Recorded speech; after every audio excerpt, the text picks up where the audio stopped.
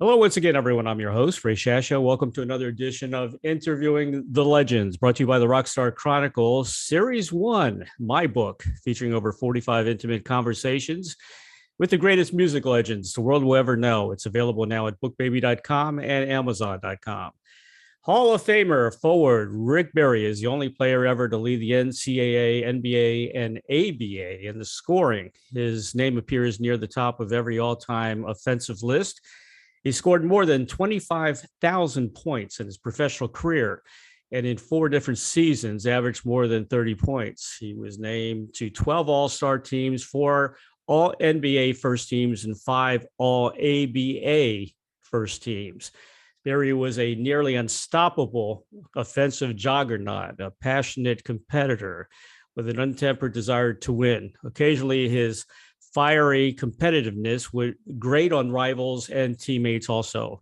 Barry is widely known for his unorthodox but extraordinary, effective underhand free throw technique. His career of 880 free throws percentage ranks number 1 in ABA history. And at the time of his retirement in 1980, his 900 percentage was the best of any NBA player. 1987, Barry was honored as one of the league's greatest players of all time by being named to the NBA 75th anniversary team.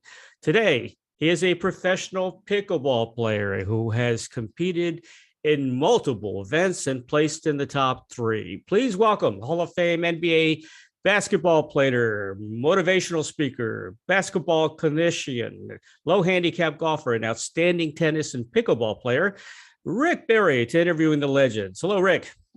Hey, how you doing? I'm gonna get something straight right away. They Okay. made it like all my freaking teammates hated me. That's the biggest crock of bullshit that's ever existed. Uh, my opponents, yes, for sure, because Yes.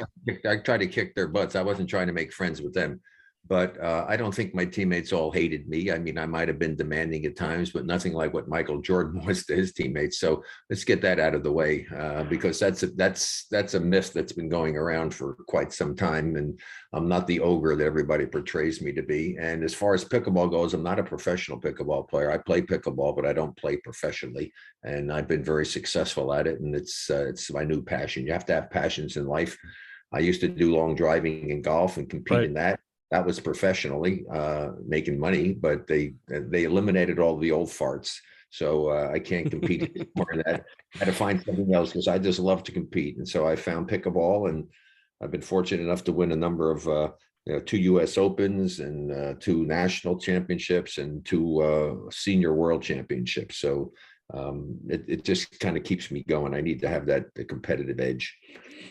Yeah, it's a great sport, especially here in Florida. We got pickleball courts everywhere right now. I haven't gotten into it yet. I was a big racquetball player. I was very good at it. So I was a little hesitant because I like bouncy balls, you know. So and I like banging stuff off walls and things like that. But I'm gonna be playing it here pretty soon. We got enough courts out there. The Um, fastest growing sport in the country and maybe in the world right now. yeah, it is. It really is. I agree with you. Talk about the Let Rising me Stars get a game. plug, let me get a plug in here. So pickleball Okay. goes now, pickleball connections. Okay. Okay, go ahead. I'll do Google pickleball connections, and I'm involved with it. We just started this up. It's going to be a really super site to be able to have a lot of things pickleball related. Right. With Harris Williams, who's the main guy involved, and he's here, and he lives over in Bradenton actually also. Right. So anyway, we're really excited about the prospects of that, and I'm involved with a company called Medusa Leaf, which is the Professional Pickleball Association. It's one of the top sponsors for cannabinoid. We're a cannabinoid company, and so that's a cool thing. So if people want to check that out, medicaleaf.com, medicaleaf.com, put the code 24 in there, and you get a real nice discount if you've never tried using the natural substances instead of all of the other crazy stuff and the opioids and stuff. Check this stuff out. Right. The cool thing about pickleball is any age can play, and you don't necessarily have to be in fantastic shape, which is cool. I got a lot of good friends. I got friends that are in their 70s that are actually playing pickleball, and they're had heart issues, and they're playing it. They love it. It's a great Well, yeah, sport. young players. I mean, I just saw another 15 and 16 or 16 to 17-year-old boys. I saw them working out when I was at a tournament and recently in Mesa, Arizona, and they're Right. turning professional. And one of what Anna Lee, I forget the last name. She plays with her mom. She's like 15 years old, and she's already won tournaments in mixed doubles and in women's doubles. So yeah, it's a game from the early age all the way up until the 80s and 90s. People are playing, so it's kind of cool. I highly recommend you give it a try because you can Sure. play it, get a great workout, and you don't have to beat your body up. I'm in good shape. I exercise, but I did have surgery in my wrist and in my shoulder, and I got screws and plates up and down my arm. So I was a little worried about that. That's why I can't really play golf anymore like I used to. But I think I can master pickleball. I'm going to give it a try. Yeah, I think you'll like it. Talk about the Rising Stars game. Well, the Rising Stars game, I was asked to be an honorary coach. I actually drafted the team that Right. participated. I didn't coach them per se. I mean, they had the assistant coaches from the Phoenix Suns took care of that, Brian and his guys, and they just had one workout with those guys is all. But they did put in some things, for offense and defense. They would give them some ideas to think about.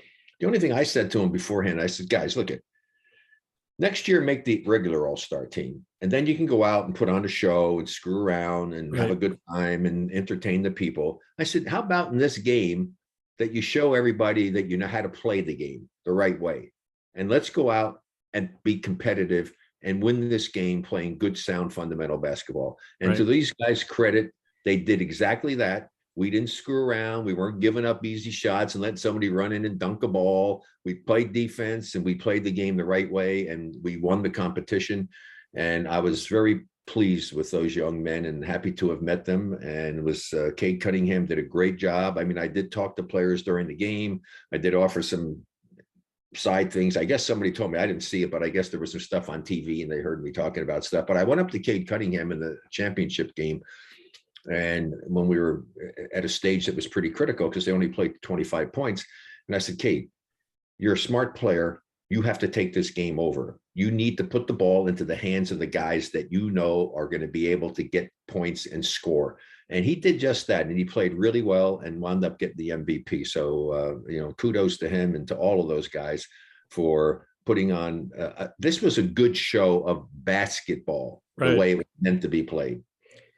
Yeah, it's very cool. We had you had a legendary coaches. I mean, it was you, Isaiah Thompson, Gary Payton, and James Worthy against each other, I guess. Isaiah Thomas was. Yeah. Wow. It's amazing. And your team had Cade Cunningham. It was Detroit Pistons rookie, I believe.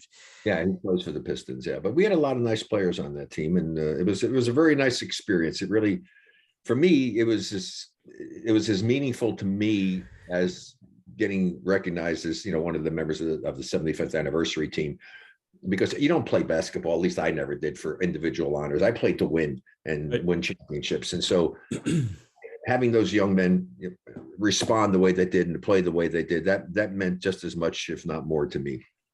How often does this happen? Is this a one-time tournament, or is this happening every year? It happens every year at the All-Star game. They have this. They have the rookies against the.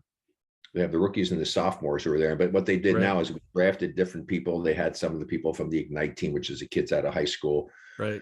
So they get together and they put 4 teams together comprised of those different players, first and second year players and the Ignite guys.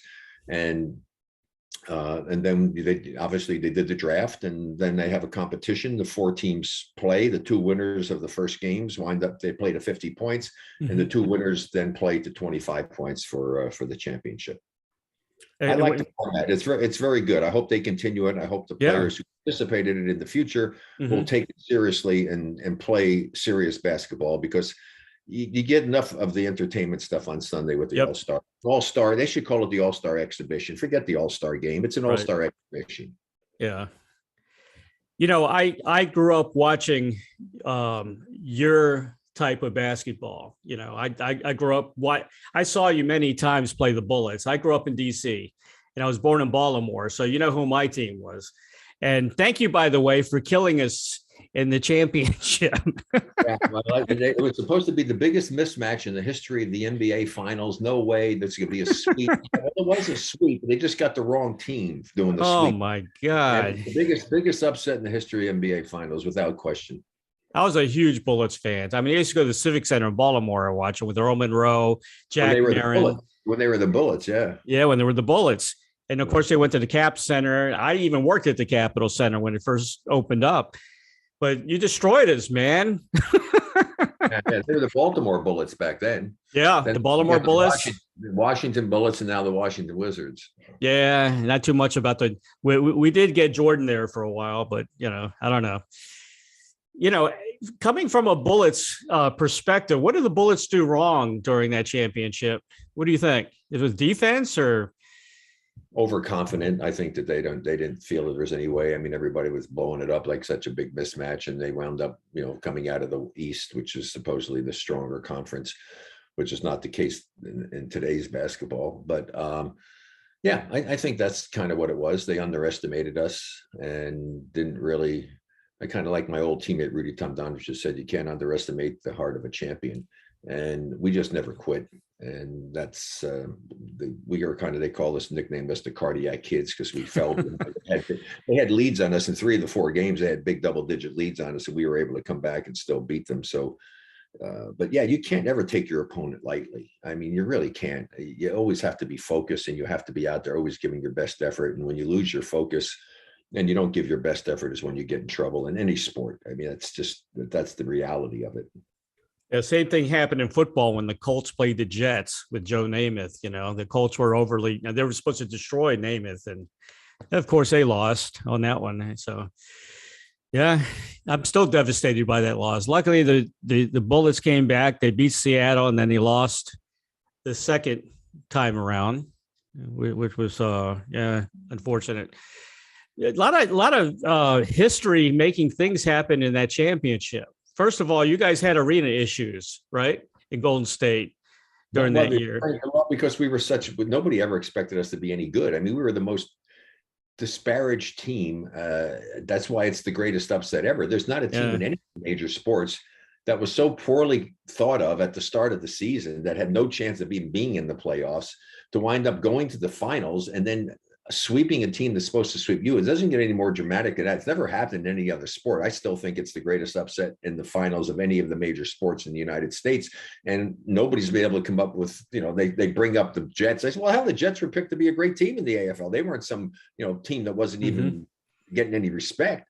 So there isn't really anything, the Miracle Mets. Well, no, they weren't picked to be a crummy team. They was just, that's dubbed them because it's New York and that's what they do. So there really hasn't been anything comparable to it. And that's just made it that much more rewarding, to be perfectly honest, is that it's nice. It's great always to win, but it's even better to win when you're not expected to win. Right. So some other points, there were first time you had 2 African-American coaches in a championship, which was really cool. Casey Jones, Al Atlas and Casey Jones. Exactly. So that was a big thing, but they didn't respect us. So they had the ice capades scheduled for it. So we wind up playing over at the Cow Palace, which actually I was happy, because I loved the baskets at the Cow Palace. Back in those days, they didn't have collapsible rims. And a lot of times rims were so lively, because if they tightened them really tight, if the ball touched it, it acted like a catapult, for heaven's sake. And, it just, ball would just go boom. And you just didn't have much of a chance of making it if you hit the rim. And so those baskets were very forgiving. And the 2 games that we played at the Cow Palace, I think I averaged like 35 or something like that. I had really good games there, but I really did like the baskets. Your coach also was ejected and didn't get to see the end of the championship when you guys won after a fight with Mike Reardon, I think. That was a fight with me. Well, Mike Reardon jumped me. I mean, and Al came out to defend me is what it was. And that they were so, I knew at the start of game 4 that they were desperate, because Mike Reardon at the jump ball elbowed me at the start of the game. And so I said, oh, okay. So you think I'm actually be stupid enough to fight you so that they can throw me out and you out? I think that's not going to happen.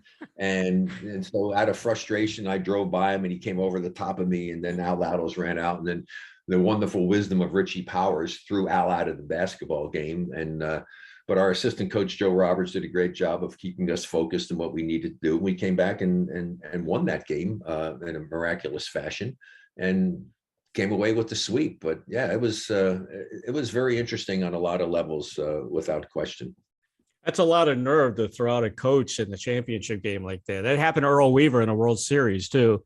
You know, I say let him in there.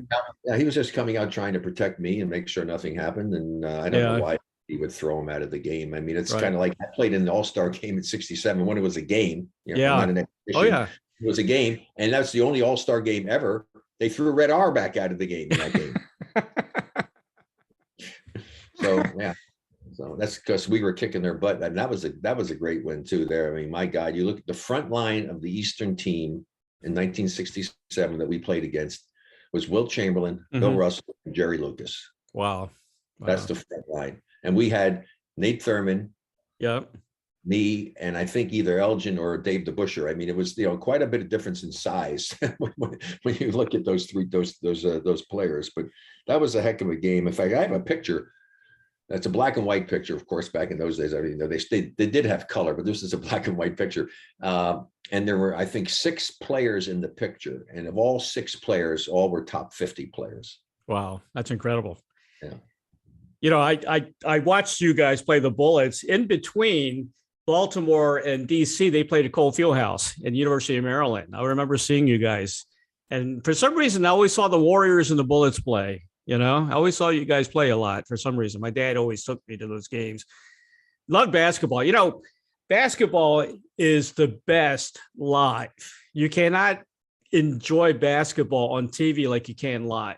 And I really mean that. The sport that's even more true in is hockey.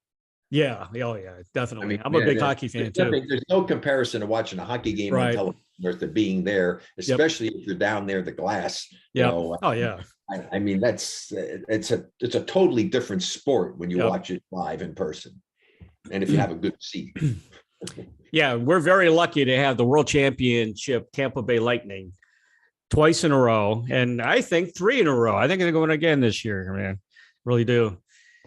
What do you think about the Tampa having a basketball team? I know we had Toronto for a while. They came over here. I don't know what the attendance was.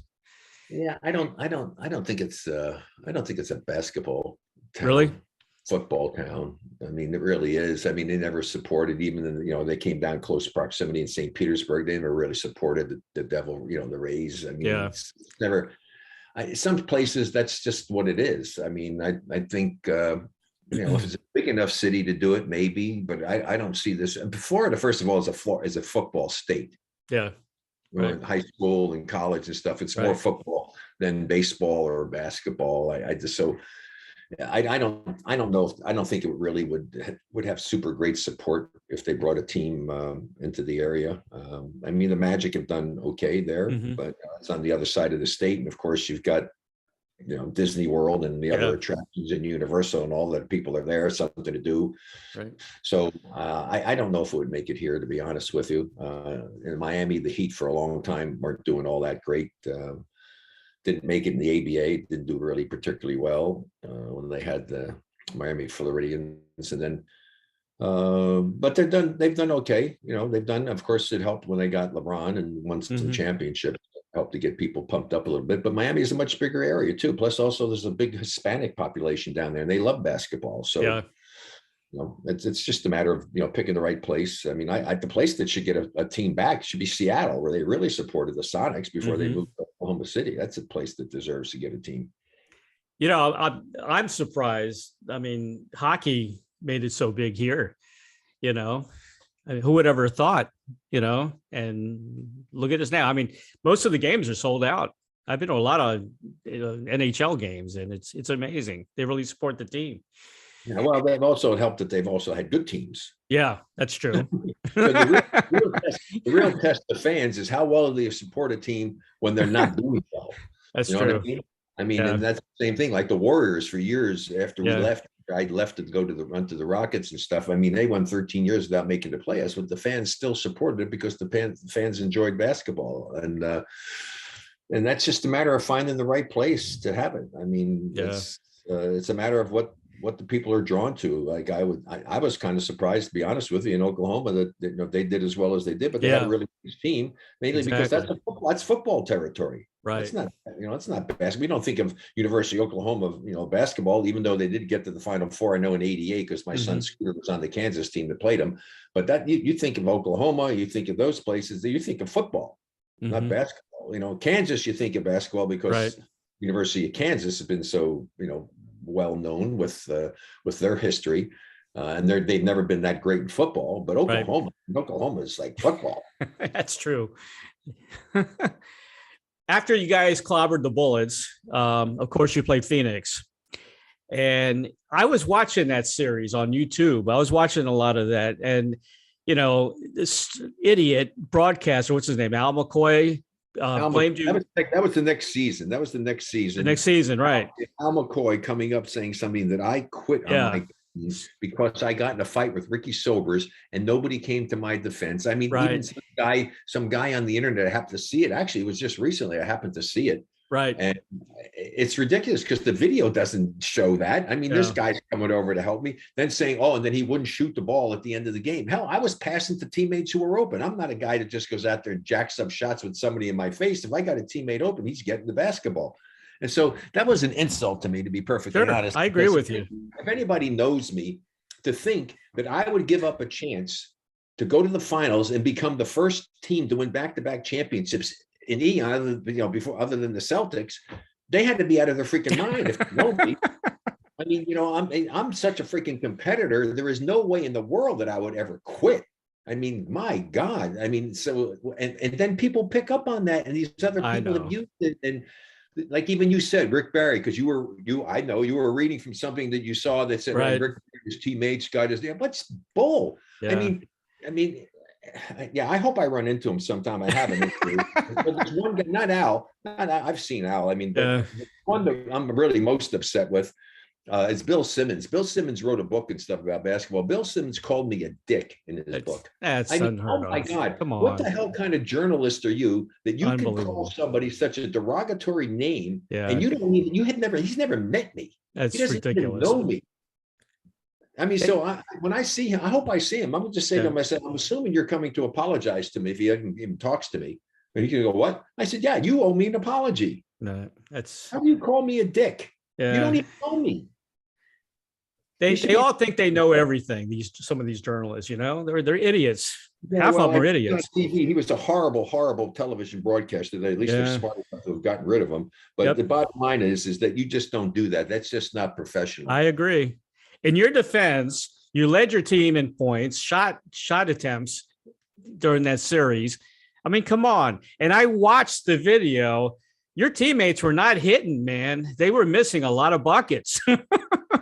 Yeah, well, the thing is that we got away from playing the way we would have won again, I think, if they hadn't got rid of Butch Beard. That was the biggest mistake. You don't break up a championship team by getting rid of your freaking point guard. Right. Butch Beard wasn't a big name player and all, but Butch was solid and knew how to play defense and got the ball into the right people's hands at the right times. I mean, I never went extended periods without touching the ball. In that game in the second half, there was a long period of time where I wasn't even seeing the ball. Mm-hmm. And then when I finally was getting the ball, I should have been the a-hole that everybody thinks I was and said, what the hell's going on? Give me the basketball. I mean, but I didn't, because that's just not who I am. Right. But when I did finally get it, I was trying to get people involved. The fact that one of the biggest plays that in Game 7 was we had a pick and roll play involving Clifford Ray and me, and he was on a roll to the basket. And somehow the ball got stripped and Alvin Adams went down and got a dunk. If we had scored on that play, we'd liable to have won that game. Mm-hmm. And then we also got hosed, and they changed the rule in the NBA because we should have won a game down in Phoenix that we lost. And it was, I forget, it was the third game or something, maybe down there, or the fourth. Anyway, we had the lead.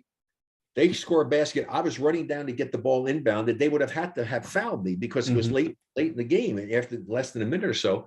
And if they foul me, I'm going to make the free throws game's over. No three-point shot at that time. And so for some reason, a timeout was called, I guess from the bench. I mean, whatever. We got a timeout called. Well, during that timeout, to John McLeod and Al Bianchi, the assistant coach's credit, they came up with a strategy. So our play was to get the ball, obviously, into me. Well, they did that, but they intentionally fouled off the ball, fouled my teammate, who unfortunately went down and didn't make the free throws. Mhm. They came down and hit a shot and wound up going ahead by one, and we wound up on the last play. Not that I remember these things that dramatically, of course, I can remember everything. I came off a play that was designed with three guys to run my man off to try to get him screened off. And I came out wide open, and the ball was thrown into Jamal Wilkes, who was Keith Wilkes at the time, in the corner. And I was wide open coming off that play. And the ball was thrown, and Gar Hurd came out and got a finger on it and blocked it. We wound up losing that game. And so we win that game. Obviously, we win the Western Conference. We go to the finals, and there's no way Boston would have ever beaten us. Boston just didn't match up well with us. Right. John Havlicek, great player, great friend, and God rest his soul. I can't believe he's not here anymore. But John had a hard time guarding me when he was healthy, and John was hurt in that playoff. And so, and Clifford Ray was able to negate the physicality of Dave Cowens. We would have beaten that team. There's no question in my mind. So anyway, it is what it is, and you live with it. But I have such memories, not fond memories, but you always have memories, at least I do, of the bad things that happen more so than the good things, because they just haunt you. Yeah. I'm going to give you a compliment. I have a son. My son is 33 now. I did everything I could growing up with him. He did Taekwondo. He was a black belt. I wanted him to be a baseball player because I love baseball. I was a baseball player. I played basketball too, by the way. I'm a guy that actually played the sport. I played boys club. I tried out for my high school team. I was a freshman trying out for varsity. That was a big mistake. Big mistake. We had a 7'2" guy on the team. He couldn't run or do anything, but he made the team, of course. But anyway, I want to give you a compliment. You got to be a great dad. You took a lot of time with your sons. They were all champions in their own right. They played the NBA, for God's sake. You took a lot of time with your sons, and I give you a lot of credit for that, man. Well, I mean, in life, family and friends are important. I mean, it's unfortunate that it didn't work out, and I, wound up divorcing their mother, and all that made it very, very difficult. Right. I don't wish that on anyone. It's very, very hard. Right. But the one thing I did with my boys, I don't take any credit for them, other than the fact that they got some of my genes through, being a child of their mother and me. And I did what my father did for me, is I taught them the fundamentals. I didn't push basketball on them. I exposed them to things. I tried to discourage them from playing football because I just felt that they were skinny little Barrys like I was, and football's too violent a sport. But all of the younger ones, my youngest son, Canyon, and with a different mother, didn't play football at all. But all the other guys played at least one season of football, and then found out themselves that wasn't the sport they wanted. Yeah. But I taught them the fundamentals of the game. And that's the most critical thing you can do as a parent, is that your child, expose them to all kinds of things. Don't try to make them, and you live vicariously through them and push them into the sport you want them to play. Expose them to all the various sports and let them choose what they want to do. Exactly right. But if you're going to support them, the first thing you should do if they decide they want to play a certain sport is get them to a great fundamental teacher of the game. Right. Fundamentals are the most critical aspect of anything you do in life, whether it's music, whether it's science. Right. Learn the fundamental principles and concepts of whatever it is that you want to do. Then you have a foundation you can build on. And if you're blessed with God-given talent and abilities, you will then be able to maximize your full potential. And so that's what I highly recommend to anybody that's listening to this that has kids. Don't force things on them, support them, but get them to someone to teach them how that sport or that whatever it may be is, whether it's, as I said, music, science, doesn't matter. Learn the fundamentals, get the biggest foundation possible, then build up there. 100% right. I agree. I agree with you. I wanted to push my son into baseball, but he went soccer. He was a very good soccer player. He was a goalie. He played in high school, but I coached softball, girls softball, and that's the most competitive, man. Girls softball. Talk about people forcing their kids to, do things, and I almost had a couple of fights. Parents are the worst thing ever. I did a thing in the '60s, and I think it was after my rookie year. I was the voiceover on a documentary and a story. It was called "Winning Isn't Everything." And back then, it was just such a problem with parents. It's gotten way worse now Yeah. because of the money involved. Yep. So much money involved, and everybody think their kid's going to be able to do it, become a millionaire, right, change their life, and so that will go absolutely crazy, screaming at officials, and it's pathetic, is what it really is. It's really, I feel sorry for those kids whose parents are so emotional and act so foolishly at games. I mean, cursing at the officials and screaming and hollering at the coaches, and oh my gosh, I agree. Get some sense of civility. But for you to have 4 sons, man, I'm going to mention their names: Scooter, John, Brent, Drew, and 5. Right, exactly. I'm just mentioning the guys that I guess went into the NBA, right? And your daughter, he should be in the NBA. He's playing in the G League now, and he plays in the national 3x3 team. He's good enough to be there. I don't know why he's not getting a chance, but it's sad. But and my son Scooter should have been in the NBA. Right.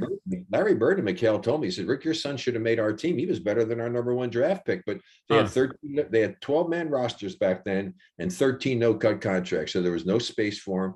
He went overseas. He played professionally overseas until he was 40 years old. Wow, that's incredible. It really is.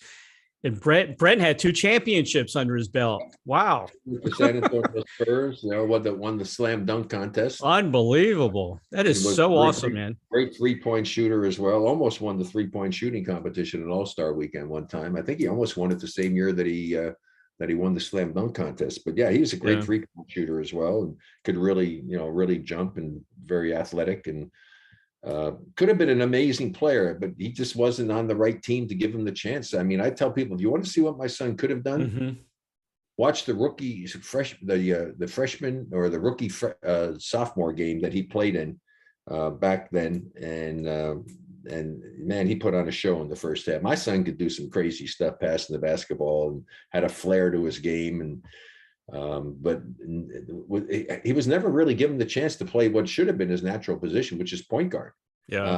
And he got a chance to do that one time when Gary Payton left to go to the Lakers from the Sonics, whatever it is, Nate McMillan, whatever the reason. He started my son the next game, and I think my son had either 16 or 18 assists in that game, in the first game that played started at point guard.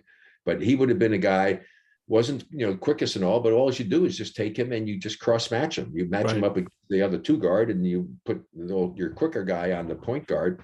But but it still doesn't matter, because individual defense isn't what wins. What wins is team defense, and team defense, everybody's there to help one another. So basketball is not very complicated. There's only 5 guys on the court from each team at one time, and there's just so many things that can be done. That's true.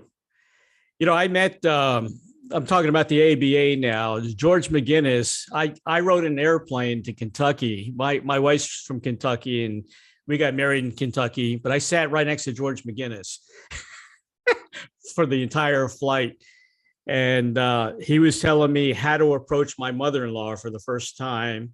And then he started talking about moose hunting in Alaska, which I think you hunted in Alaska too, right? I fish in Alaska. I'm a fisherman. I've done a little hunting, but I'm not a big hunter at all. Right. I mean, come on, I have a high-powered rifle to go out and shoot something. I mean, what chance does that animal have if you're any good at it? I mean, ridiculous. I mean, so not ridiculous. I mean, I can see where people have an enjoyment to try to do it, and some are a little bit more difficult than others to be able to hunt and track them down. And if you like that, that's fine. I have no against anybody that wants to do that. I just don't think you do it indiscriminately, and you have to do it, with some concern for the animals and the environment or whatever else is going on. So I love the fisherman part of it. I love to fly fish. I spent 2 hours with Ted Williams. I had a business in DC, retail electronics, at the JW Marriott Hotel. I used to get all the sports teams come in, the Celtics. I mean, Larry Bird came in, and McHale, all these guys, the Milwaukee Bucks. I knew all those guys. And I spent 2 hours with Ted Williams. Talk about big fisherman, Oh, he loved to fly fish. Yeah. Yeah. He was a big fly fisherman. In fact, Ted Williams, after my rookie year, I got asked to go up and go speak at the Ted Williams summer sports camp, which had baseball and basketball, right? Yeah. I get to meet Ted Williams, the greatest, Yep. the greatest hitter of all time. I mean, nobody's hit 400. I mean, the guy's amazing. Yep. And I'm sitting down with him, and I was a better baseball player than I was a basketball player. Really? I didn't know that. Oh yeah, no, I was an all-state. I was a much better baseball player. It's just too slow for me. And so I'm sitting there with him, and we got into a discussion about it, and I got into golf and stuff. And I was telling him that I thought golf was a much more difficult sport than baseball. That it was, No. it was easy. Oh yes, no, and I still believe it. I said I had to be out of my mind talking to one of the greatest hitters. I had no problem hitting. I rarely ever struck out. If you have great eye-hand coordination, Right. like you rarely strike out. Right. I mean, I batted 460 or something in my junior year in high school in the varsity, and I batted 360 the next year, but that's only because I got bigger and stronger, and we had fences on the right center and right field and stuff, and I would hit a lot of home runs because I was a little late, but I still can make contact. And then I'm started pulling the ball, and there's no fences. I'm hitting 450-foot outs. I mean, it was like crazy. So I had no problem. And so to me, honestly, hitting a baseball for me was not that difficult. Yeah. But playing golf is one of the most difficult things I've ever done in my freaking life. There's so many variables and so many things you have to be able to do. You're and there's right. absolutely nothing about eye-hand coordination because the ball is not moving. And I asked Jack Nicklaus, I was with Jack about a year and a half ago, I happened to be with Jack, and I said, Jack, can you please tell me if I'm right or wrong in this? Because I don't want to seem like a fool to people.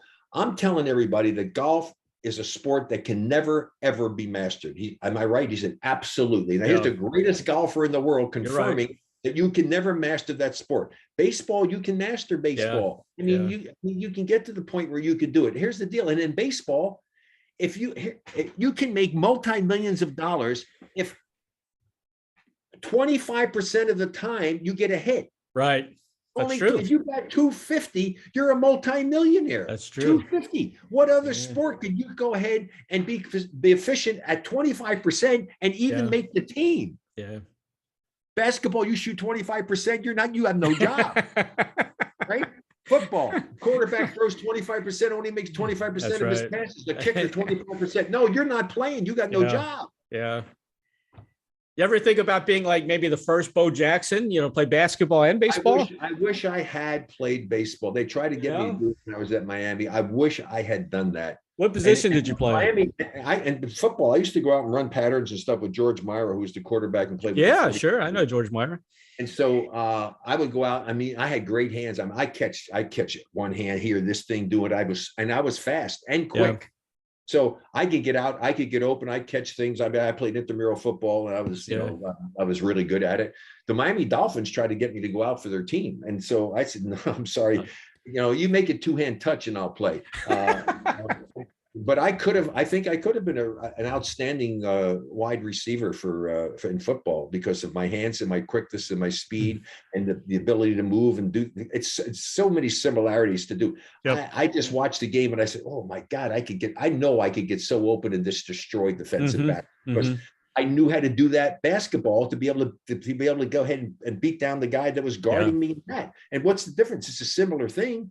Yeah. The guy's just going to hit me after I catch the ball instead of in basketball. He didn't hit me. Yep. So, I mean, I really think I could have played all three sports and been very good at it. I really do believe that.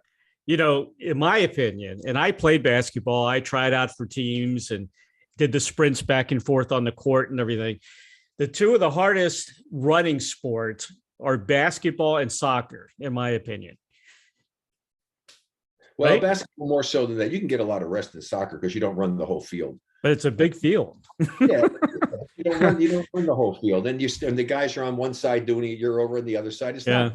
Basketball is way more. It's crazy. Basketball, you're running like 6-7 miles a game. I mean, you're fast break. You're doing things. It's. And I'm not saying taking anything away from soccer. Those guys are amazing. Some of the stuff that they do, but I don't think you have to be as in great a shape to play soccer as you do to play basketball. I really don't believe that's the case. And, but when you talk about one from physical standpoint of being in shape, boxing. Oh yeah. Yeah. Boxing. Yeah. I mean, just try to go ahead and hold your arms up in this position, right? And do this all the time without hitting somebody else, and then having somebody hitting you the whole time and have to do that for 15 rounds. Yep. Yeah. Good luck with that. Are you still in good shape where you can, I watched Inside the NBA, and Shaq and Barker. What do you think about that show, by the way? Well, it's an entertainment thing. Yeah, Here's the interesting thing. When I worked at Turner, right. they never promoted their talent. Never. Hmm. Never. It was all Yeah, about Ted Turner and Turner. right. Now they promote the talent, and those guys. They do. Ernie Johnson's a great host, Yep.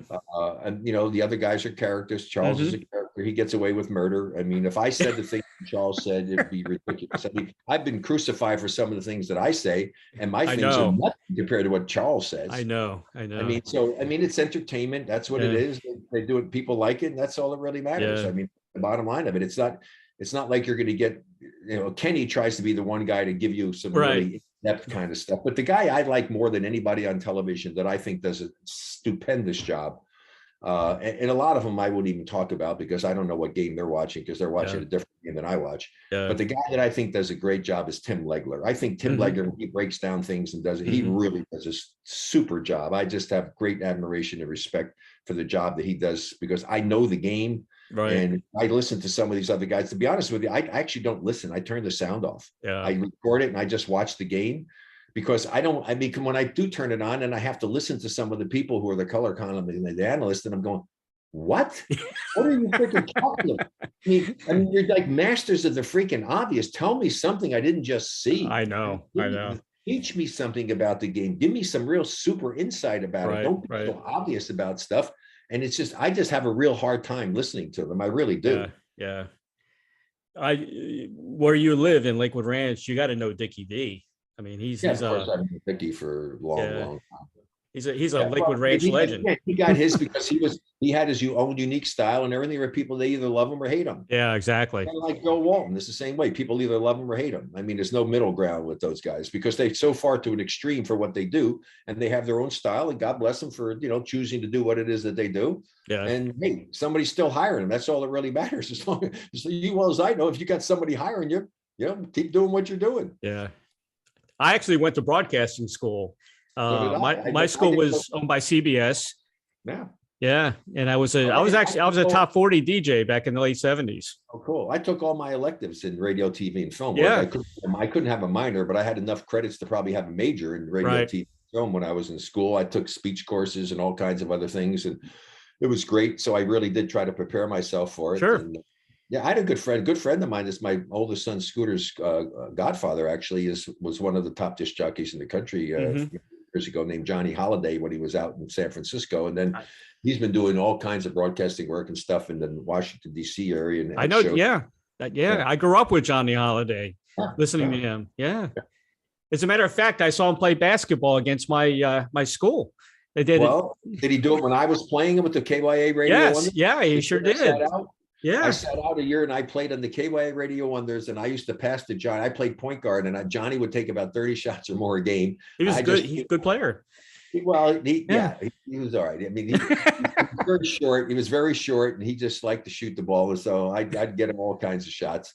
Yep. And but he's a great guy. We're still good friends, and that was interesting. Yeah, we went around and raised money for the high schools back in the Bay Area. Yeah, good old Johnny Holiday, man. I remember those days. He was Baron of the Bay, and then I nicknamed him when he went out to Washington D.C. I said, "Well, I guess now you've gone from Baron of the Bay, San Francisco, to Prince of the Potomac." Yeah. Wow, good guy, very good guy. Oh, great guy. He's a great guy. Yeah, you're involved in CBD products, right?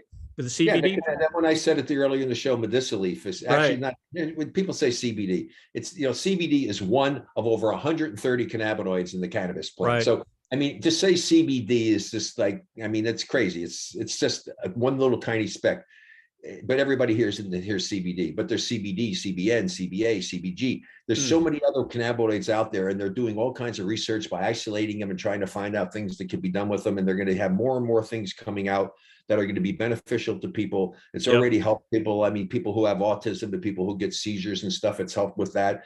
It's people for helping them sleep better, getting rid of anxiety. And I mean, it's just so many things, and pain and relief from all of these other things. Instead of getting on opioids and other stuff, people should certainly give these products a chance. And the biggest problem is it's not regulated enough. You got stuff coming from overseas that it's not as pure as it should be.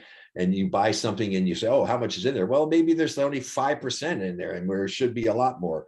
So I'm involved with a company that I know has super high quality stuff. And I use it all the time when I play pickleball, constantly using it. We sponsor the PPA, which is the Professional Pickleball Association. And those players love this stuff. They come in and ask us to get them all, put this on, put the roll on, put the salve on. I mean, they just use this stuff all the time. And I've seen firsthand some of the results that people have gotten with this, and I highly recommend it. Nothing works for everybody, but certainly it's worth trying because it's not going to hurt you.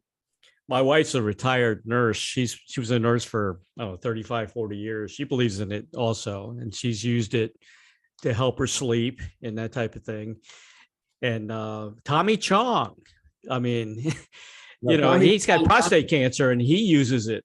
Yeah, don't believe that. That's a big scam thing that they have going out there. I mean, he used some stuff and they're saying, well, don't even use the CBD and use this thing with the nanos and stuff. It's just, there's so much more to this. I mean, great. I'm glad it's helped him if it did truly help him. Yeah. Seems to be involved in it, but it's a lot of the information is misinformation. It really, truly is. It's a product like anything else. You be careful how you use it, but you're not going to get hooked on it. There's no THC in it. Right. With the company I'm with, I mean, you can have up to 0.03 THC in some of the products that are out there. That's allowable by the law. But this has no THC, the companies that I'm with doing it. But I've learned a great deal about it over the years, and it's worth trying. I mean, certainly it's worth trying instead of taking all the other things, the NAID stuff to rub up your stomach lining and all the other craziness that's out there. Give it a try. I mean, as I said, go to medicaleaf.com, MEDICILEAF.com, put code 24 and get a nice discount. Try it for yourself and see what you think of it. What's the best way to take it? I mean, well, it depends on what you're doing. I mean, some doctors are saying, well, if you take it sublingually and stuff, that's great and all, but then other ones saying, well, if you do that, it gets into your liver, it can cause some problems with your liver. I mean, none of that stuff has been proven yet. It's just all speculation. Yeah. But to me, you try whatever is going to work best for you. I think, roll-on is great. The salve is awesome. I use the roll-on and the salve when I play pickleball. I put it on because I've strained my lower back lifting rocks after I retired. And so it's just a kind of an annoying thing, but nothing that is debilitating. But I use the stuff all the time. I do the roll-on and I use the salve quite a bit. And there's just a number of various products that you can choose from. And all I say is just experiment and see what works for you, what doesn't work for you. And look for a company like in ours. Ours is not just CBD. I mean, some of the stuff I use has CBD, CBG. We just did something with a company that was called Aloe MD that got great reviews and stuff, and with aloe product. And before I knew the owner, I was using some of the, it sent me. And I said, hey, you thought about putting some cannabinoids in your product? And he said, well, it's funny you say that. I've been thinking about it. I said, well, before you do that, let's talk to my company I'm doing stuff with. And so our formulator came up with some stuff and put it in. And now we have Aloe MD Plus. So it's the Aloe MD, which is amazing in and of itself if you don't want to have anything to do with, cannabinoids.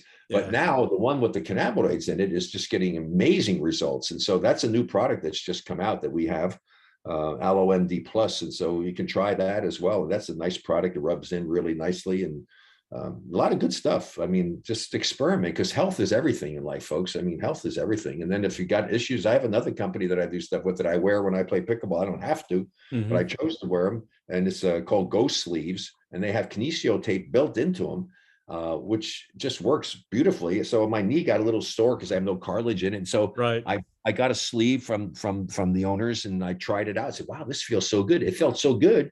I said, well, my other knee doesn't feel as good and it doesn't really bother me. So I wear it on my good knee as well, because it just kind of gives you a great feeling of security, and it's terrific for rehab and just another great product. GoSleeves.com, GOSLEEVES.com. And that's RB, small RB 24 on that one, and you'll get a great discount as well. But I use these products all the time, and I would never put my name on something and get associated with. Isn't something that I use and I believe in. So hopefully it'll work. As I say, hopefully it'll work for you, both products, as well as it works for me.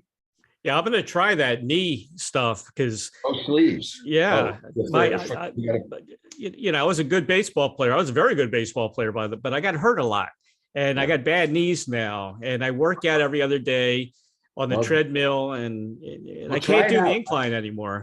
read the read the testimonials that are there, but give it a Yeah, shot. I mean, they'll do you right. You just go get your measurement and then say right. RB 24 in the code. Get a Okay. nice discount. Try it out. They're not super expensive, and I have not. I wash them, let them air out, and do stuff.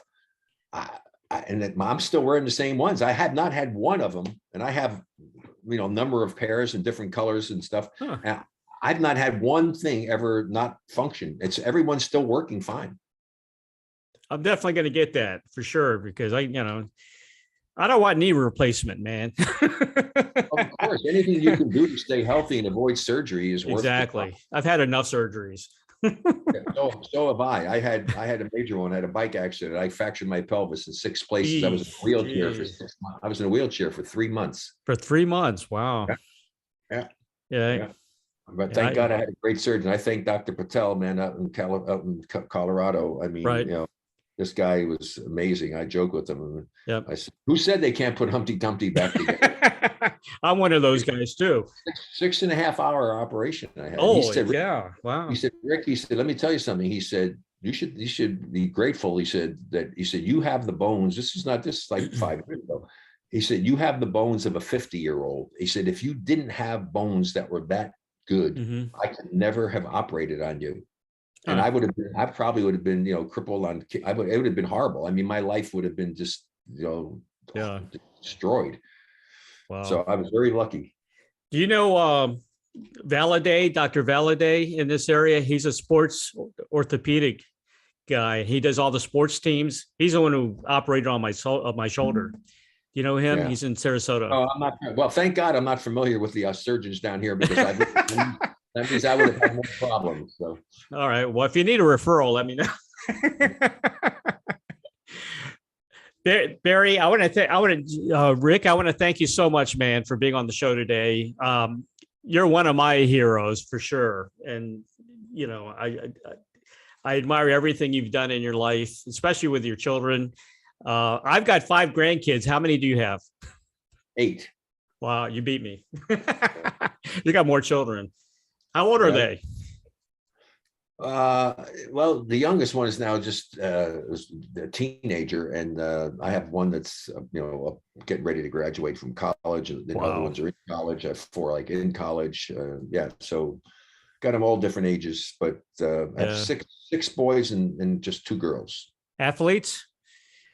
A couple of them played sports in high school, played basketball and everything, but nobody's ever gone on to do anything of any significance, Right. but but some of them were pretty athletic, but nobody's really, gone on and gotten a college scholarship or something like that. One of them did a walk on at Santa Clara, one of John's sons, and but none of them are what I would say elite athletes.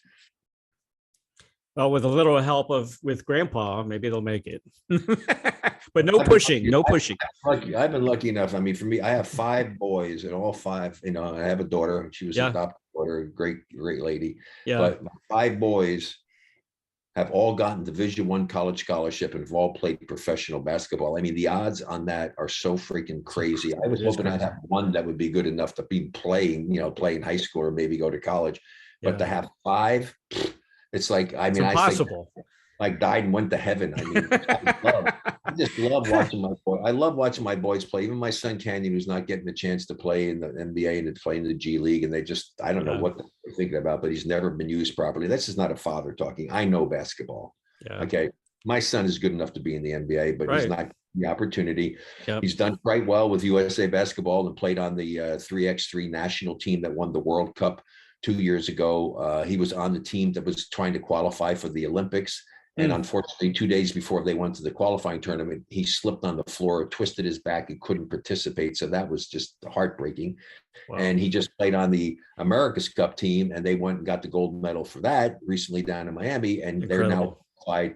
The USA team is qualified for the World Cup again this year. And hopefully he'll get chosen because he has to go and try out again. But he's had great success there. Why? Because in 3x3, you have to know how to play basketball. Yeah. Okay. You have to know how to play. And he's so smart. I mean, my son never had a B. He has his degree in in physics from the Honors College at Charleston, and he Jeez. has his master's in nuclear engineering. Holy from the University cow. of So he knows how to play the game, and he's a great kid, and hopefully he'll get a chance someday. We'll see. But I said, please, just keep trying, give it a shot. I said, because to be honest with you, selfishly, I want to see you play for another 5 years or more, because I love watching you play. Yeah, man, you're like a champion racehorse, like a secretariat. Everybody's going to want your genes. Yeah, well, I had one guy take a story. I said that jokingly and everything, and he wrote a story called Daddy Dearest in Sports Illustrated years ago. That was just an appalling story. I mean, I called him up and said, I can't believe that you did what you did. I said, I have a bet. He said, are you married? He said, no. I said, I figured you weren't. I said, because if you were, you would realize what a disservice you did to my family. You came to me with the premise of wanting to go ahead and write a story about my boys, which is a great story. Right. And this is before I even had Canyon. This is my other 4 boys. Yeah. I said, and you turned it into something that and I know you don't write the headlines. Somebody who writes the headlines for Sports Illustrated read your story and put Daddy Dearest down. Now, if you know about the story of, Mommy Dearest, it's not a great story. It's terrible. It was horrible. It is horrible. My son Drew even, called me this. I'm trying to write into him and tell him that, I mean, they took things out of context. It was horrible. And so this is the thing about, and so I've never talked to anybody from Sports Illustrated again to ever do anything after that. Yeah, I cover a lot of music. I do a lot of rock legends. And I've been. I got a lot of guys there. We used to come watch us play, right? I mean, Huey Lewis used to come to us. Cool. Boss Skaggs used to come and watch us play. Okay. I mean, so I knew a lot of the guys used to come and watch us play. And now, of course, all the rap guys are all out there watching. Right. Oh yeah, with their bling. Oh my God! You can't believe it at the All-Star where we sat. The people who came back. I mean, what is it? Two-Face or two something or whatever. I mean, they were just all coming by there, guys. Fat Joe and whoever it may be. They had so much jewelry on. I mean, I would like to just have the value of the jewelry that they were wearing. It was multi-millions of dollars. Yeah, multi-millions of dollars. And crazy. I happened to be sitting very close next to Steve Ballmer and Tim Woods. So, I mean, I'm sitting next to 2 billionaires, okay? And then having all of these other ones that came in who are all, I mean, crazy amounts of money that they make. I mean, it's a different world. It is a different world. Just once. They forgot 3 zeros on my contract. Come on, Ray. What's the deal? You did pretty good with Oakland, though. You got a good deal there. No. I never heard the word $1 million in my contract. Really? The lowest paid player in the NBA this season. Guy that never plays, will make twice as much money as I made in the best season I ever had. I believe that. Yeah. So people say, "Oh, inflation." I said, "Don't give me inflation." I said, "It's not even close to what it is." I mean, that's crazy. They're going to make $1 million and they don't play. I know. All the greats, Mickey Mantle, my hero, Brooks Robinson. They didn't make the money back in the day. Oh, nobody made the money. Not like they do now, anyway.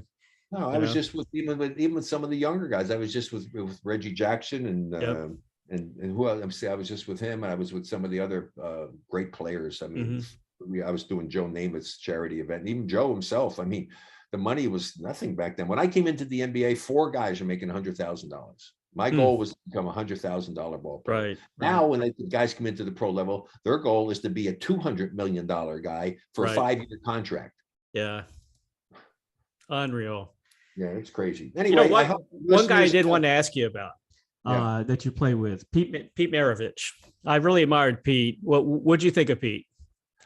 I like Pete a lot. We got to be friends. We actually went on a tour after we had retired over to Asia, and it was a great tour. We had a wonderful time, and Pete was never on the right team, and Pete was, he was like thinking there was people from outer space and stuff. His head wasn't on straight. And then he found God and he came back together. And unfortunately, he had something that hadn't been diagnosed properly. He might still be around today, but he was very great. Sad.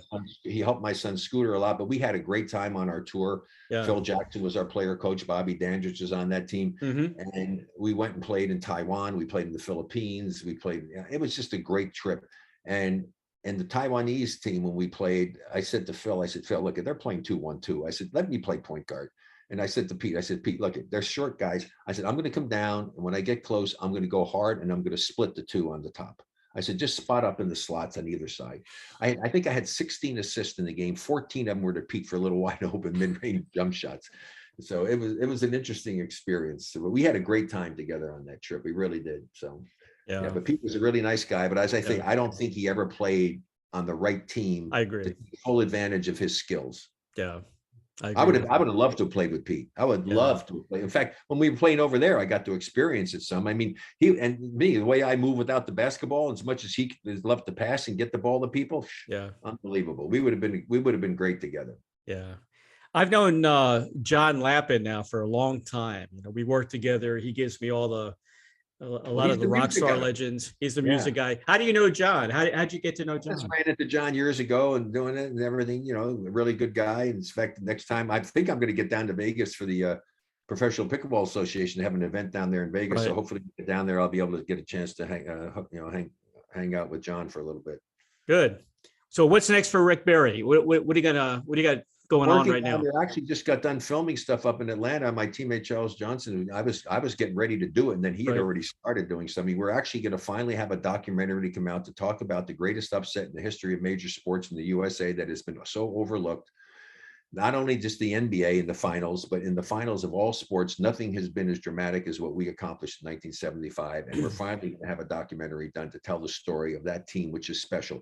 For me, it's not about me because I got recognition. I was MVP and what have you. Yeah. My whole thing, if I was doing it, I was going to do it that I am going to tell you the story of the team that helped and the players that helped me become an NBA champion. Right. Because it's not about me, it's about them. Mhm. And they have never gotten the recognition they deserve because we epitomized how the sport of basketball should be played and what it should be like. And hopefully that story is going to be done well. I had a long talk with the director. I've got stuff I've told him that I have that I think could help him a lot. And I'm really looking forward to seeing that finally come out. This is long, long overdue. We're talking about 47 years since it happened, and nothing has ever been done about it on the national level. It's almost embarrassing, to tell you the truth, that they've had so many different stories and documentaries and 30/30s and whatever about so many things going on in the world of sports, but nothing about our team. Yeah, all you hear is Rick Barry, but Butch Beard, Steve Bracey, Bill Bridges, Dickie Dudley, Charles Johnson, George Johnson. I mean, Jeff Mullins, Jamal Wilkes. It's a great story. So I'm Yeah. glad it's a chance to be told. And unfortunately, some of the guys aren't with us, but Yeah.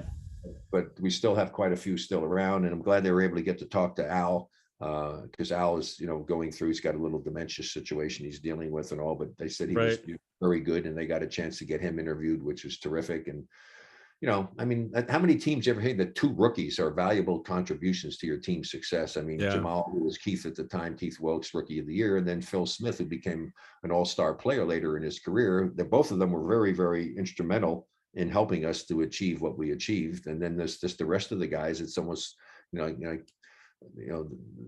just players that people hadn't even heard of and would never even know about. I mean, Derek Dickey, Butch Beard, Charlie Johnson, Charles Yeah. Dudley.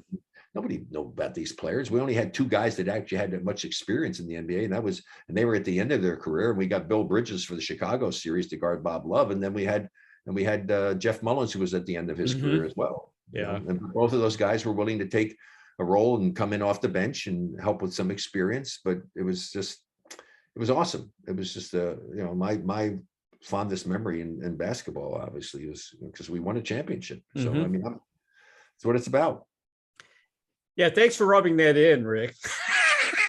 As a Bullets fan, man, you don't want to hear it anymore. Yeah. Well, I'll tell you Four what, straight.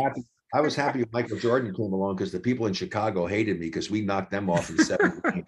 And I played exceptionally well in the games in Chicago with two of them. But I Yeah. gave it away in Chicago. I mean, that's all part of the story that I'm talking about in the documentary. And this is an incredible story. What Yeah, happened? It was it is. pretty amazing.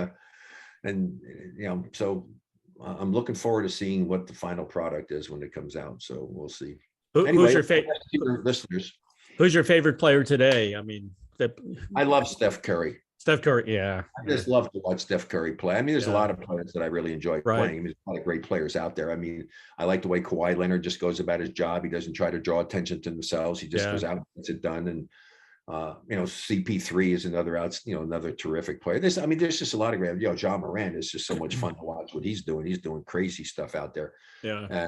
Giannis in his own way is fun to kind of watch when Mhm. he's doing. There's a lot of really great players, but the thing is that not all the teams are playing the right way. Yeah. I love watching the way the Warriors are playing, but nobody I think has more fun than Steph Curry. And Mhm. there's never been a shooter like him. He's Yep. just a unique player. And he's so popular because why? Because he's just an average kind of guy size-wise, and kids and people can relate to him. Yeah. Yeah. You can't relate to LeBron James. LeBron James is like a man-child. Yeah. There's not many human beings who are as big and strong and powerful as LeBron James, but there are a lot of Steph Currys out there, There is. and that's the difference. Yeah.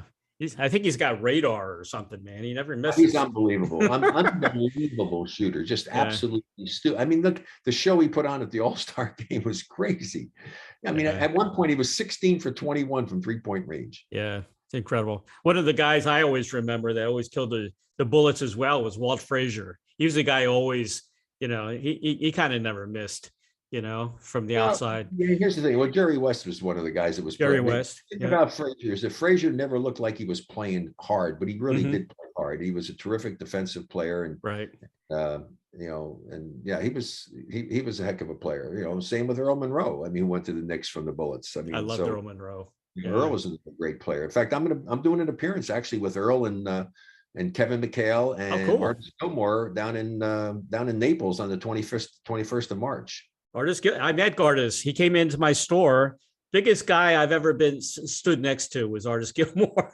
Mark Eaton is one of the biggest guys I ever stood next to. He was so huge, it was ridiculous. Yeah. Stood next to Manute Bol, who's crazy tall, but Artis is a huge individual, and people remember Artis when he was with Chicago, but Right. trust me, you can't even imagine what he was like when he was young and he was a rookie with the Kentucky Colonels. This Mhm. guy was blocking jump shots from the corner. They were calling goaltending because nobody ever seen him do it, and they weren't goaltending. He was legitimately blocking these shots. He was such a specimen and so lean and so mobile. And I have a photo that's such a great photo that I show people all the time. It's me driving in against the Colonels, and I'm throwing up a floater. And the shot's from behind the backboard through the glass backboard. And there's Artis going up there, and he is just cupping the ball. I said, if I had to write one of those little things that comes out of somebody's mouth, right? Yeah. I would be what I wanted to put over there. You got to be shitting me. It was ridiculous what he did. He was something special. Yeah. He was amazing. It's hard to believe that it took him so long to get into the Hall of Fame that it had to go in on the Veterans Committee. This is the guy that was a 2020 guy in college, right? 2020 in college. Yeah. Was one of the great rebounders and shot blockers and scored points in the pros, and he didn't go in the first time he was eligible. Yeah, that's It crazy. was pathetic. Yeah.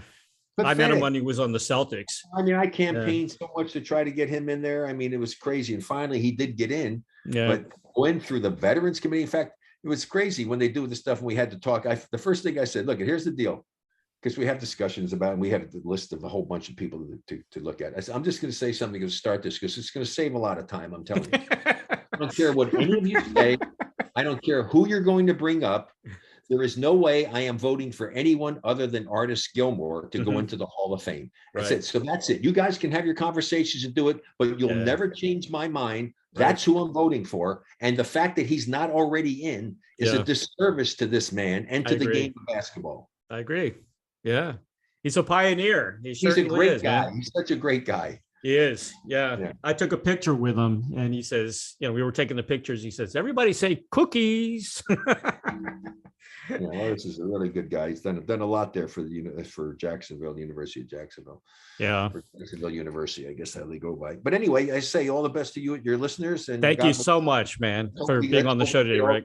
COVID garbage behind us. I know. Normal lives again. Thank God we're in Florida, that our governor has allowed us to live here. Yes. That's why I'm here in Florida. I don't want to get in politics, but that's why I'm here. Take care. God bless. All right. Thanks, Rick. Take care, man. Bye-bye.